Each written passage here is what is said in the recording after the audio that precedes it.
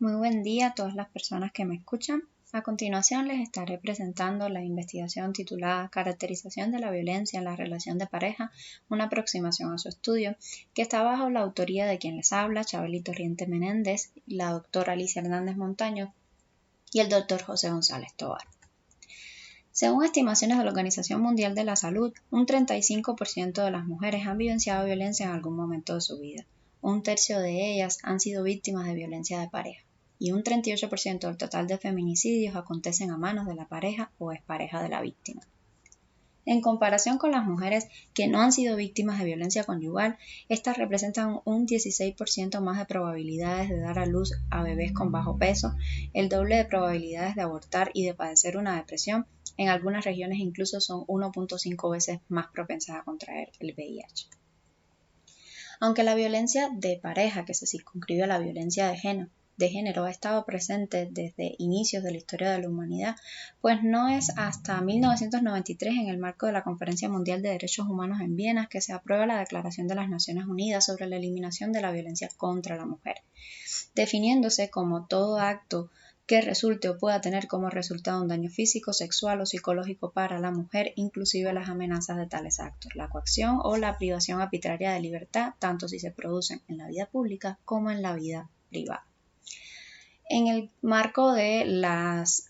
investigaciones, o sea, de los antecedentes investigativos y teóricos respecto al tema,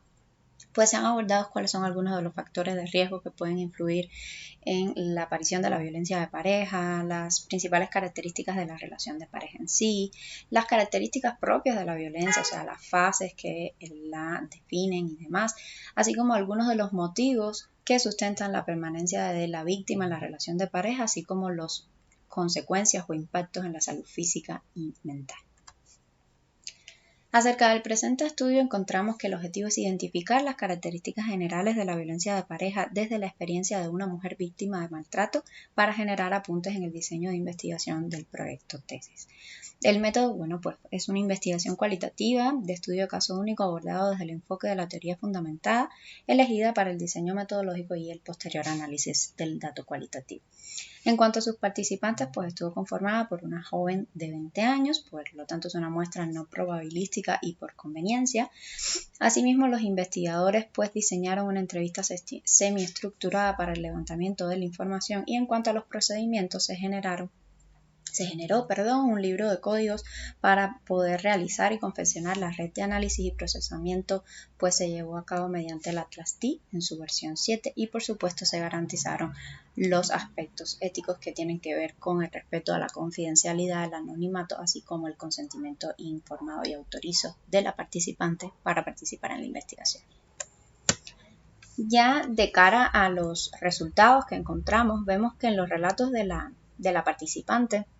durante la entrevista, se evidenció que las características que constituyen factores predisponentes o de riesgo para la violencia de pareja desde comienzos de la relación, como se ven acá en la red. En el agresor, pues, se precisaron comportamientos de hostigamiento, los celos, la búsqueda de aislar socialmente a la mujer, la exigencia de respeto, conductas de autoagresión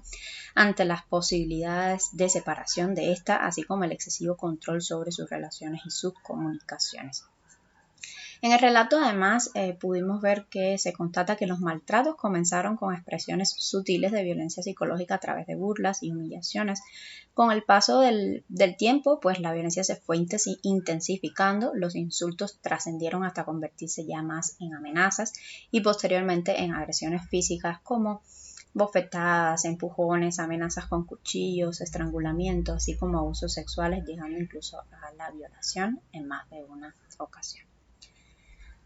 Por otra parte, y como vemos acá en la entrevista, se logran identificar las 3 fases del ciclo de la violencia por las que atravesaba la relación de esta participante. Durante la fase 2, pues llegaron a combinarse la violencia física, la psicológica y sexual, donde la víctima incluso vivenció mucho miedo y sufrimiento. No obstante, coincidiendo con investigaciones anteriores, pues fue la violencia psicológica la manifestación más frecuente en las distintas fases. Asimismo, el agresor constantemente trataba de generar sentimientos de culpa en la víctima para someterla, así como algunos de los motivos que hacían a esta joven permanecer en la relación estaban asociados a las ideas irracionales acerca del temor de que se cumplieran las amenazas,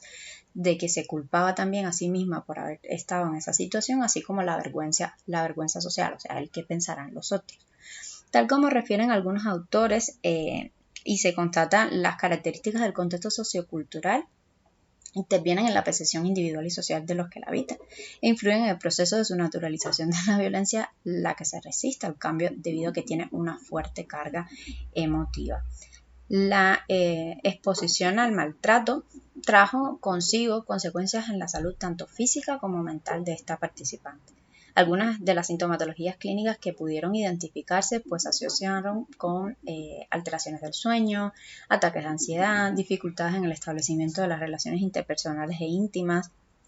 la expresión emocional, problemas en la conducta sexual, la evitación de vínculos y el aislamiento,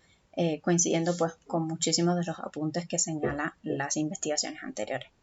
No obstante, cabe mencionar que los recursos psicológicos, las redes de apoyo y el conocimiento acerca de la problemática desempeñaron un papel directriz como factores de protección de los sujetos para poder percibir y reconocer la necesidad de buscar ayuda y poder entonces romper y salir del ciclo de la violencia.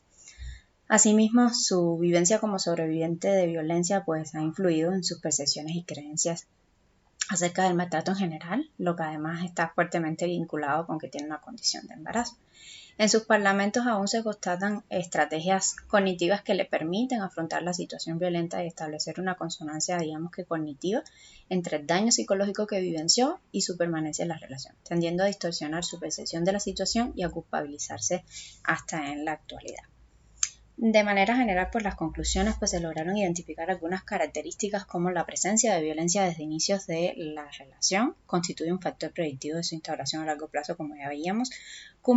Se cumplieron las 3 fases del ciclo de la violencia, siendo la violencia psicológica la más ejercida por el agresor. La presencia de ideas irracionales pues también sostienen la permanencia de la víctima en la relación en este caso, y las fuertes consecuencias en la salud física y mental de la participante, así como el papel fundamental que jugaron las redes de apoyo para ayudar a la víctima a romper y salir de los episodios de maltrato. Este continúa pues siendo un importante tema que es necesario abordar incluso para darle soluciones en cuanto a intervenciones y tratamiento psicológico. Muchas gracias por la atención.